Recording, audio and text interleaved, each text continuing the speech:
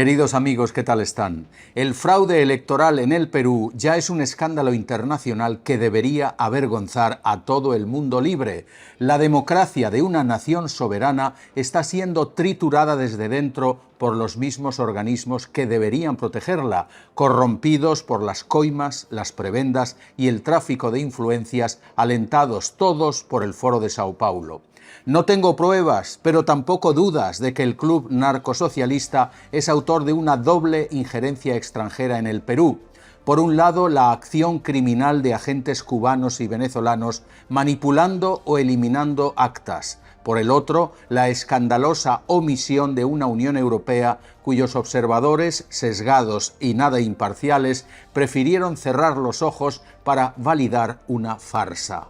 Amigos, vamos a destapar esta trama delictiva contra la democracia peruana.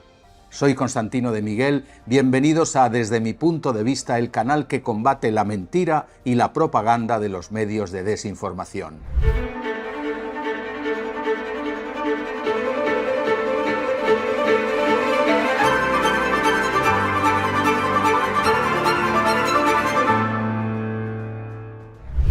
Con el conteo oficial de la OMPE sospechosamente estancado en el 95% a 2 semanas de la primera vuelta de los comicios presidenciales, Perú sufre un fraude diseñado por especialistas en reventar procesos electorales.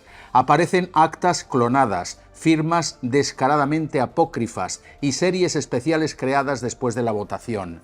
La manipulación es tan flagrante que ha forzado la renuncia de Piero Corvetto, ex jefe de la OMPE, cuya casa fue allanada por la policía y la fiscalía en medio de una investigación por colusión. El exalcalde de Lima y candidato Rafael López Aliaga, Porky, ha demostrado con pruebas irrefutables que le robaron decenas de miles de votos precisamente en los distritos donde era favorito, perdiendo así la posibilidad de pasar a la segunda vuelta en junio, en beneficio de Roberto Sánchez. El sombrerista senderista, por obra y gracia de un pucherazo bolivariano, se ha visto catapultado de la quinta a la segunda posición, con lo cual disputaría el balotaje el 7 de junio frente a Keiko Fujimori, la ganadora de la primera vuelta. Y mientras en las calles de Lima se exige justicia, hoy sabemos que la Unión Europea destinó la friolera de 10 millones de euros en mantener a 150 observadores que prefirieron certificar una supuesta normalidad antes que admitir que el sistema había sido adulterado. Por cierto, en las imágenes y aquí abajo pueden ver ustedes el pliego de la Unión Europea con la licitación para los observadores, con viáticos de más de 350 euros, más gastos pagados. Todo ello cortesía del ignorante ciudadano europeo. Los datos de este despilfarro son sencillamente obscenos. El viaje de cada uno de estos supuestos expertos de la misión de observación electoral de la Unión Europea ha costado unos $50.000. Se ha comprado su silencio cómplice, financiándoles una estancia de lujo insultante, suites de 5 estrellas en las zonas más exclusivas de Miraflores y San Isidro, vuelos en clase business y unas vacaciones de 100 días en Perú pagadas por el contribuyente comunitario. Queridos amigos, bajo el mando de la eurodiputada italiana Annalisa Corrado, esta misión no ha actuado como un árbitro imparcial, sino más bien como una brigada al servicio de la agenda globalista. Corrado, cuya trayectoria está marcada por un activismo progre radical, tuvo la desfachatez de presentar un informe en el que calificó la jornada electoral como pacífica y organizada, apenas unas horas después del cierre de mesas.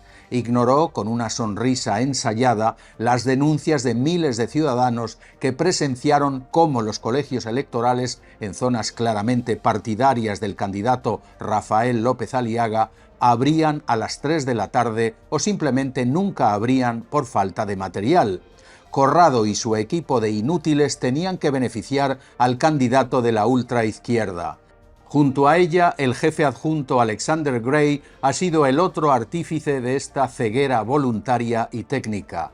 Gray coordinó a 50 observadores y a 30 diplomáticos para asegurar que la narrativa oficial no se desviara un solo milímetro de los intereses de la Unión Europea, decidida a que el resto del mundo compre su agenda progre. Mientras los soberbios europeos elogiaban el civismo ante las cámaras, en las entrañas de la OMPE, la autoridad electoral, se consumaba el asalto. Hay pruebas de que al menos 128 venezolanos y 28 cubanos, supuestos asesores, traídos bajo la gestión de Corvetto, operaban directamente sobre los servidores del escrutinio. Estos agentes veteranos en la injerencia del fraude en Venezuela, Ecuador, Nicaragua, Colombia, Brasil y México ejecutaron con frialdad la táctica denominada tortuga morrocoy, es decir, un retraso deliberado y sistemático en la carga de datos de los distritos donde la oposición es mayoritaria, creando un vacío de información que permite manipular los algoritmos sin testigos. Mientras todo el Perú esperaba resultados, los operativos de estas brigadas del Foro de Sao Paulo preparaban el terreno para revertir la tendencia. Siempre en las horas de madrugada aplicaron su magia informática. Bajo el amparo de la oscuridad y el cansancio ciudadano, inyectaron bloques masivos de votos virtuales, dando la vuelta a un resultado que les había sido desfavorable. Es la técnica del voto fantasma y las actas clonadas, llevada a su máxima expresión tecnológica para quebrar la voluntad popular. Por su parte, los hackers peruanos ingresaron al sistema y descubrieron que, efectivamente, hay una puerta trasera diseñada para manipular el bloque electoral más difícil de fiscalizar, el rural y el extranjero. Pues bien, queridos amigos, resulta inaceptable que la presunta inteligencia europea no detectara la presencia de estos ingenieros del fraude. La única conclusión posible es que lo sabían y lo permitieron porque el triunfo del colectivismo senderista y sombrerista les resulta funcional a sus planes para Iberoamérica. Para la banda de Bruselas, la continuidad del proyecto que inició Pedro Castillo y que hoy encabeza Roberto Sánchez es una oportunidad. Castillo representó el quiebre de la institucionalidad soberana y Sánchez, como heredero político, sería el interlocutor perfecto para una Europa que prefiere negociar con regímenes dóciles a la Agenda 2030. Un gobierno patriota como el de López Aliaga supondría una muralla contra la ideología globalista que difunde Bruselas.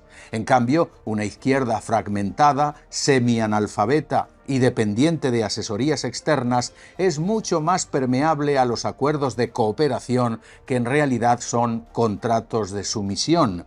La Unión Europea necesita un Perú alineado con el eje colectivista de la CELAC para simplificar su control sobre los recursos estratégicos bajo el paraguas de la justicia social y la transición energética. Vuelvo y repito, es una vergüenza absoluta que 150 funcionarios y políticos de Bruselas estén quemando alegremente el dinero del contribuyente europeo para pervertir la democracia del Perú y utilizarla como laboratorio de sus agendas ideológicas, progresistas y wokes. Al final, aprovecho para decirles que esa y no otra es la verdadera labor que hoy desempeñan las embajadas de los Estados miembros y las oficinas de la Unión Europea: actuar como puestos de avanzada para la imposición de una ingeniería social que nadie en el Perú ha pedido. Su objetivo real es exportar mediante un burdo copia y pega todo su entramado de leyes sociales, fiscales y ecológicas, llegando incluso a una manipulación ideológica de las nuevas generaciones a través de los libros de texto y programas educativos promovidos activamente, por ejemplo, por la Embajada Española y financiados mediante agencias de cooperación. Estos materiales, cargados de una visión sesgada de la historia y una moralidad ajena a los valores de la familia hispanoamericana, buscan implantar una mentalidad dócil a los dictados globalistas desde la escuela. Todo esto no responde a una simple inercia burocrática, sino a los designios totalitarios y globalistas que encarna la Unión Europea y sus Estados miembros, forzando a países como Perú a adoptar normativas que asfixian su desarrollo económico y falsean su realidad cultural.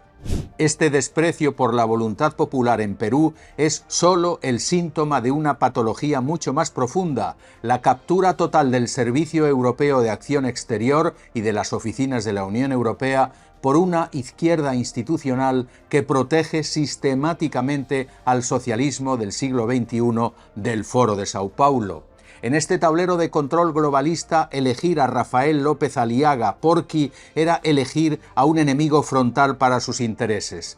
Porky representaba un dique de contención frente a este adoctrinamiento y la exportación de leyes ideológicas. Por eso el sistema no podía permitir su victoria y activó toda su maquinaria para sacarlo del camino. Ese favoritismo estructural es vergonzoso y responde a una estrategia mayor coordinada por el Foro de Sao Paulo, ese consorcio narcosocialista que utiliza a Cuba como su centro de operaciones logísticas e ideológicas.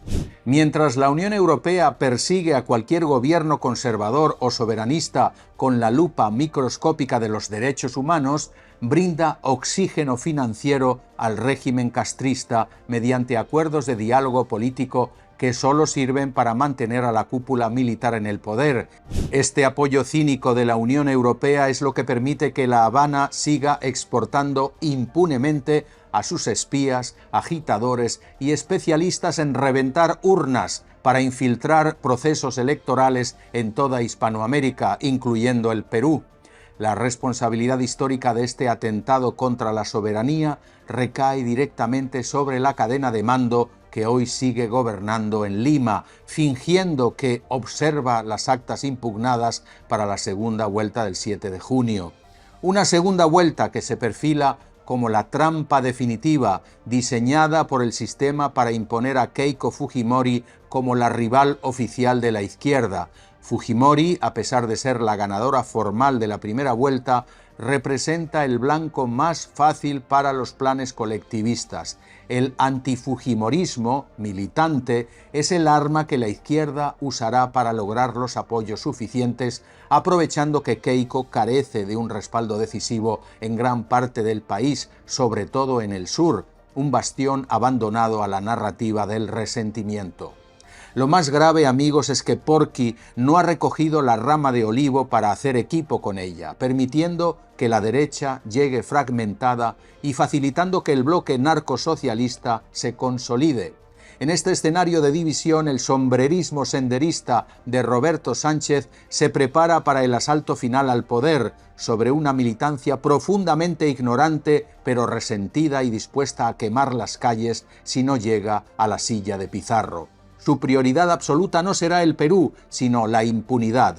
Y amigos, lo primero que hará Sánchez al entrar en el palacio será firmar el indulto para sacar de la cárcel al golpista archicorrupto Pedro Castillo, restaurando el régimen del odio que casi lleva a Perú al abismo. Todo esto ocurre mientras la misión europea sigue allí, haciendo turismo gratis en un destino exótico gracias a los viáticos pagados por el ciudadano europeo, mirando hacia otro lado y permitiendo que el fraude se consolide.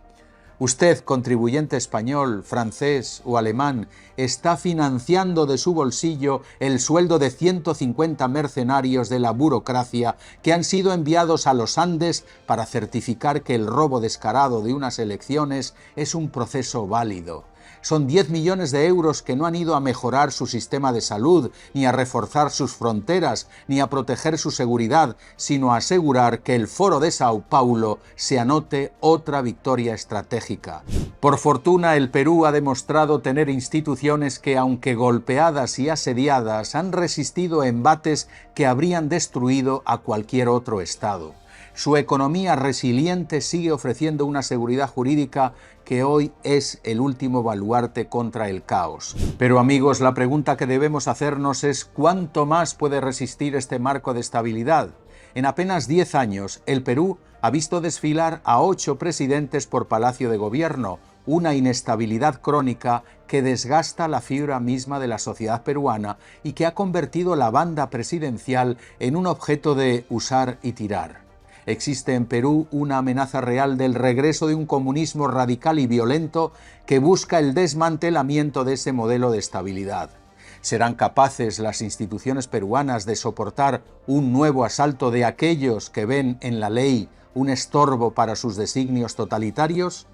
Esa es, queridos amigos, la pregunta que queda en el aire mientras el ciudadano peruano un pueblo valiente que lucha y no se dejará arrebatar sus elecciones, ve cómo le quitan su derecho sagrado al voto soberano y el contribuyente europeo descubre que su dinero alimenta a una banda de conspiradores que extienden un certificado de elecciones limpias con el logo de la banderita azul con las estrellas, un documento falso, cínico y que debería avergonzar a todos los europeos.